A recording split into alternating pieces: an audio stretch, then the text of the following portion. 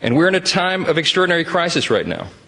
And the world needs us to be strong. They need us to remember our creed and our admonition. Turmoil and violence have rocked the Middle East and Eastern Europe. We all know it. And tensions continue to build in the Indo-Pacific. The country demands strong leadership of this body, and we must not waver. Our nation's greatest ally in the Middle East is under attack.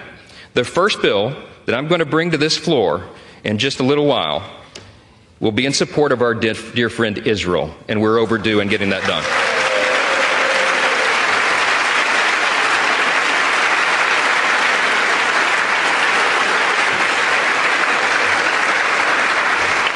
We're going to show not only Israel, but the entire world that the barbarism of Hamas that we have all seen play out on our television screens is wretched and wrong, and we are going to stand for the good in that conflict.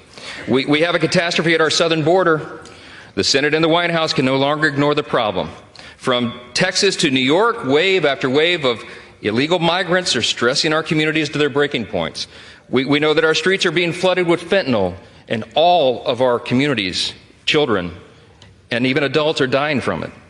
The status quo is unacceptable. Inaction is unacceptable, and we must come together and address the broken border. We have to do it.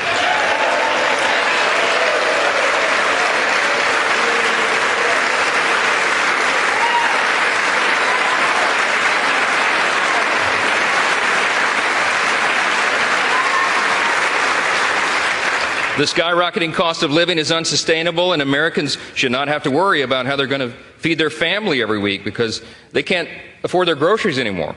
Everybody in this room should think about this. Here's the stats. Prices have increased over 17% in the last 2 years. Credit card interest rates are at the highest level in nearly 3 decades, and mortgage rates are now at a peak we haven't seen since 2001. We have to bring relief to the American people by reining in federal spending and bringing down inflation.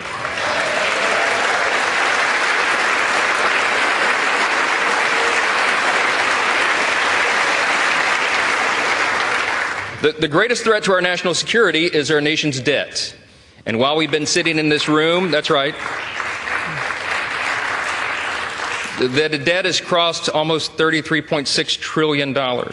In the time that it's going to take me to deliver this speech, we'll go up another $20 million in debt. It's unsustainable. We have to get the country back on track. Now, we know this is not going to be an easy task, and tough decisions will have to be made.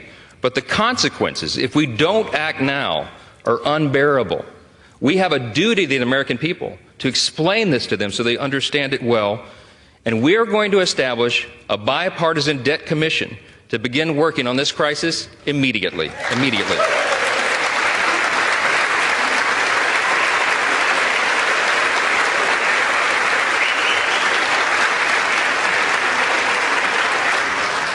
We all know that we also live in a time of bitter partisanship. It was noted, and it's been on display here today, right?